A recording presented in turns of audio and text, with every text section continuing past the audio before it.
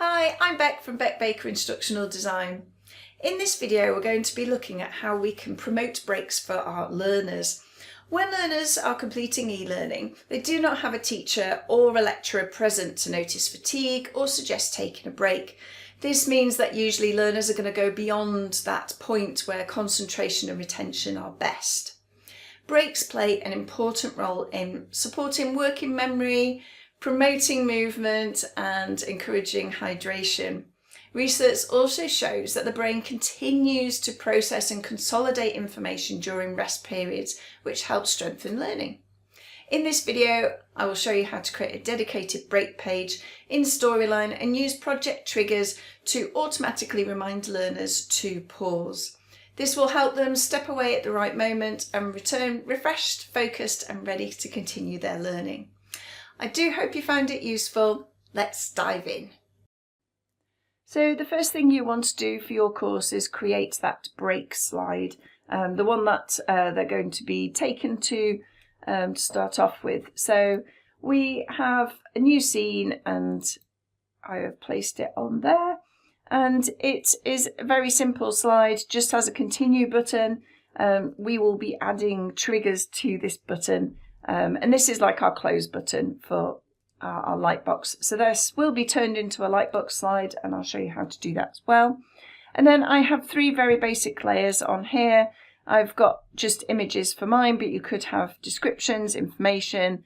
I've just done this really quick, but obviously you'd want some detail on here. So drink water, stretch, go for a walk. So these will be rotating. So every time they take a break, it will say something new. You could have it as the same message each time. You could just have it as the base layer, just time for a break, whatever you want to do.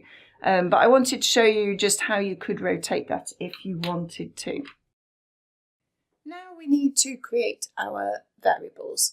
So click on the variables button in the triggers pane and click on the plus, and we want this to be called next break time.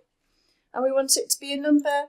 And the number is when we want to trigger that break time. So if you want it every 20 minutes, this is in milliseconds. So it'd be 1,200,000 milliseconds.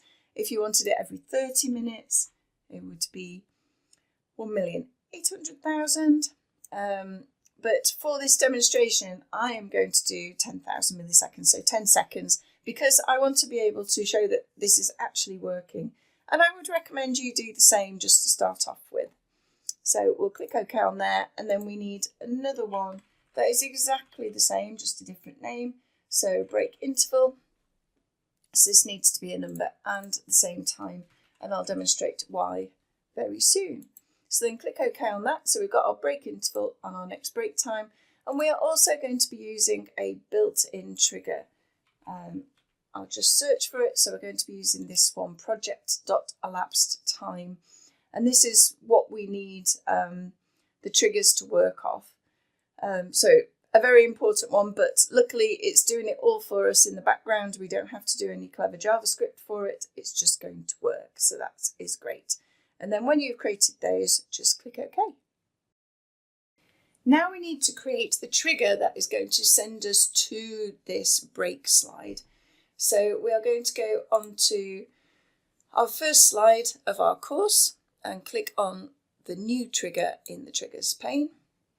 And we want to go to Lightbox slide. So our action is Lightbox slide, and find that slide we've created. So in my case, time for a break slide 2.1. And we want it when the variable changes. So scroll down to variable changes. And we want this to be our built-in one, the project elapsed time down here.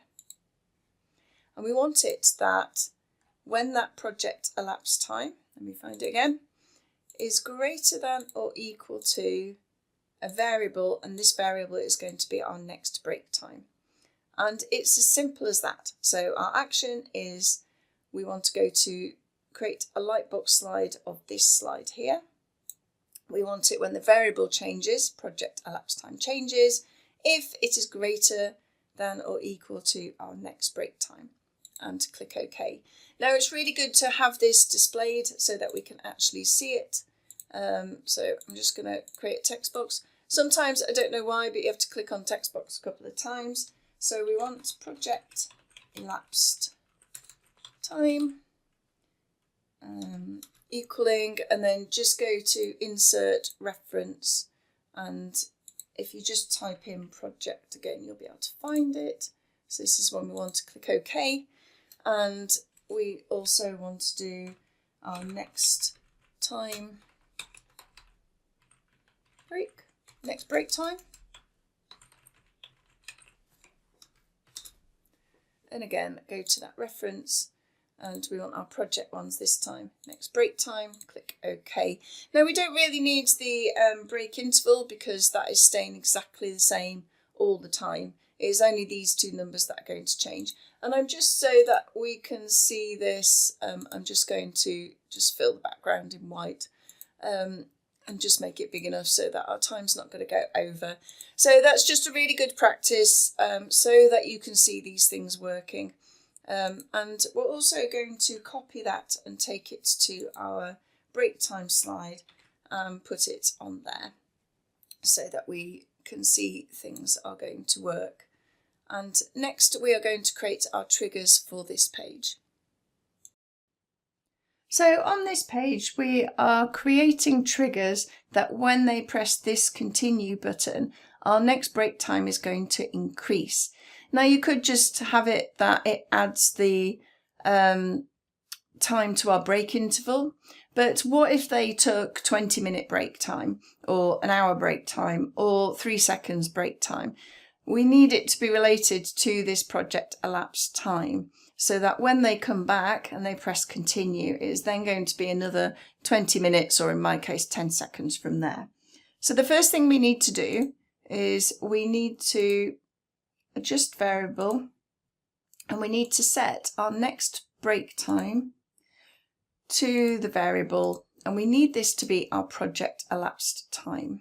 So the built-in one here, project elapsed time, when the user clicks our continue button and click OK. So that is our first trigger. So we're now, instead of it being 10,000 or whatever time you've set here, we're making it that our next break time is going to be whatever is here when they click continue. So if 2 minutes have gone by, it will change it to be the full total. And then we need to add our variable break interval to that time that we've created. So this time we're going to adjust variable, and we want our next break time, and we're going to put add, and we want this to be a variable, and we want it to be that break interval. So we're doing adjust variable, and we're going add variable break interval, so in my case 10 seconds, to our next break time when the user clicks our continue button. And then finally we want one that is going to close this lightbox. So we're going to go close lightbox when the user clicks continue. Now we need it to be in this order, so you can change the order of these, but if we had it so that it was doing this one first, then it's not going to take into account those. So you want it to be in this order. So next break time, project elapsed time, and then add variable break time to your next break time, and then finally close the lightbox. Okay, so let's actually see this in action. So we're going to view our entire project. And we're just going to stay on the first slide because that is the only one we actually have any triggers on. When it decides to load. I'm sure it's always slower when I'm doing videos.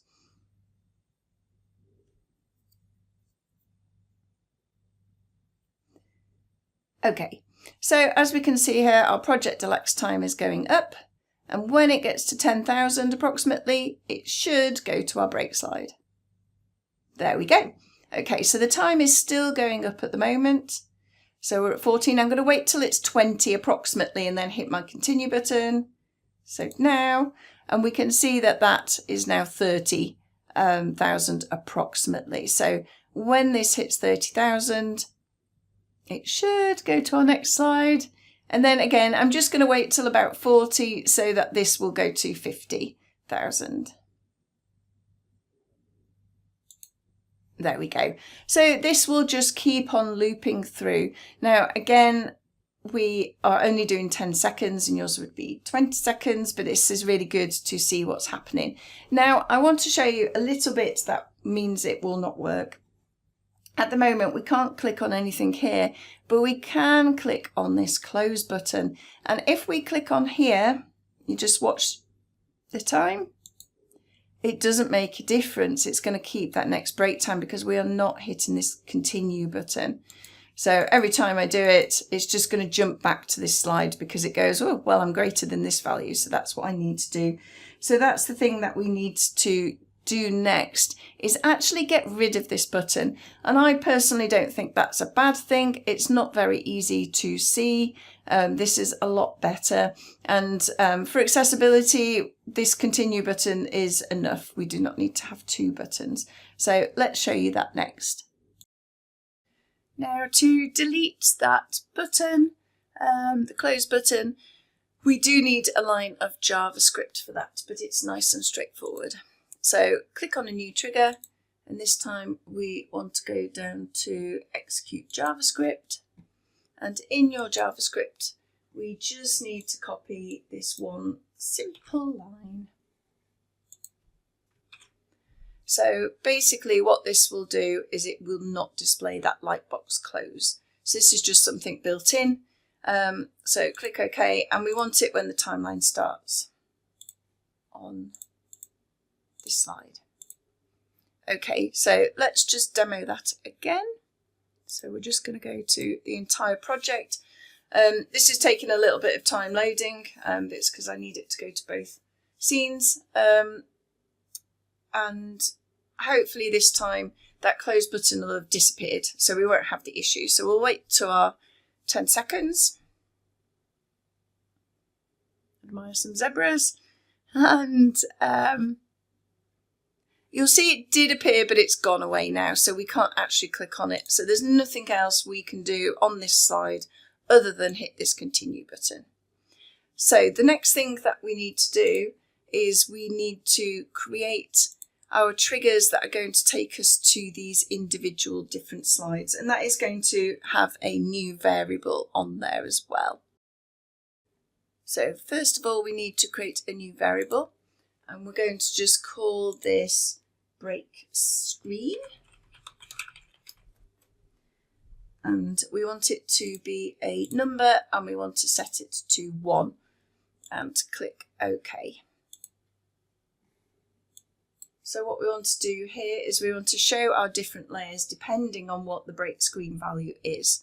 So we're going to click on a new trigger. I always click in that bit. We're going to show layer, and we'll do the first one, which is drink some water. When the timeline starts on this slide, if that break screen is 1. And then we're just going to copy and paste that and change these values. I always find it easier just to go into the editing window. That is up to you, but it's just me, it's what I'd like. So do some stretching, and we want this to be number 2. And then we're just going to copy and paste that again, open it up, and we want our final one of go for a walk when the timeline starts on this slide if that break value equals 3. Okay, so we've now got those 3 different ones when it starts. So depending on what this break screen is, we are going to get those different ones. Now we need that to actually work. So this is all going to be related again to our continue button. And we need these to be first, but we can move those later. So the first thing we want to do is adjust our variable again. And this time we want our break screen. And what we want to do is we just want to add a value of 1 when the user clicks on that continue button. So that's our first one. So every time they click on the continue button, it will add a value of 1. And that will have gone down here, and we want this to be first. So we're just going to drag it up there. And now we need to create our next one. That this time we are adjusting our variable, and we want that break screen again. And this is where we want to have it cycle back to 1. Now, if we just kept adding 1, we'd have to have like loads of slide layers. So what we want is that it's just going to come back to the beginning again. So we want it when it's clicking on the continue, but this time we've got a condition, and we want it that if that break screen is greater than 3. So all it's saying is if, so say we're on 3 already and we're going to add to 4, it goes, wait a second, I'm 4, so I need to change back to 3. And then click OK. And we just need to move that one so it's above our next time. So now what's going to happen is every time we click on this, it will add a value of 1. And when it gets to over 3, it will then cycle back to 1 again. And it will go to these different slides. So these different slide layers. So let's show that in action. So this is really nice that you're not just giving one slide telling them to have a break. You're actually reminding them that maybe they need to drink some water now, or they need to actually go stretch their legs and not just play on their phone. Because I'm sure we're all very guilty of that, of having a break in a meeting, for example, and then we just sit on our phones and then realise the break time has gone. We haven't actually moved. So here we go. This is now showing our water one. I'll click continue. And then once it gets to our next time, it will cycle to our stretching.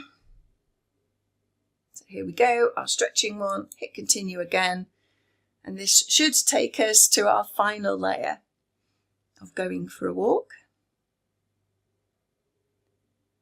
So there we go. And now I'll do it again, and the final one should take us back to the beginning, and then it will just repeat that cycle. There we go. So we're drinking water again. And this will just continue through all of those 3 screens each time. Finally, we want to copy this trigger here to each of our slides in our project. Or it won't work. It will work for the first one and then won't work for the next ones. Do make sure when you're copying that you are doing it on the base layer as well. So I'm just going to hit the copy button, and then on each page I'm just going to click through.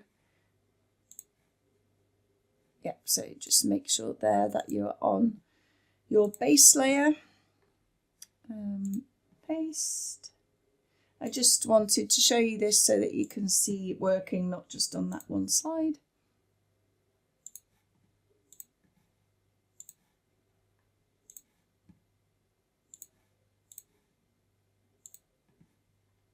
And I won't do any on the end slide because that will be the end of the course. So let's just view that from the beginning. And if you're wanting to test, you might want to just copy this through to each page, make sure that everything is working properly.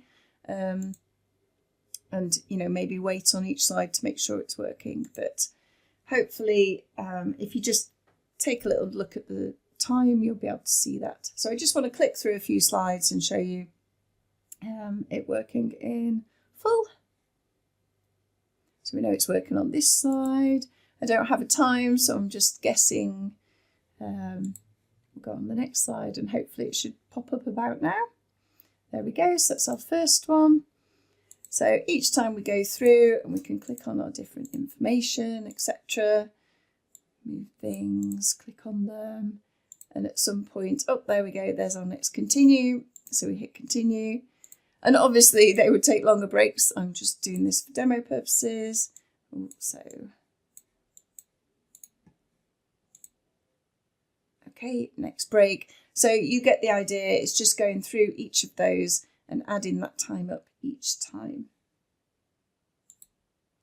So don't forget to delete any of these out of your course and on this one that you've created.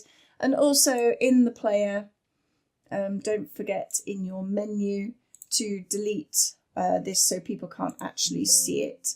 So I would just remove it so that only having the things that they are actually seeing in that menu. And that's it. I hope it was useful for you and shows you just how you can encourage those breaks for your students without actually being there. If there's any other ideas that you'd like, please put it in the comments and I'll see you on the next one.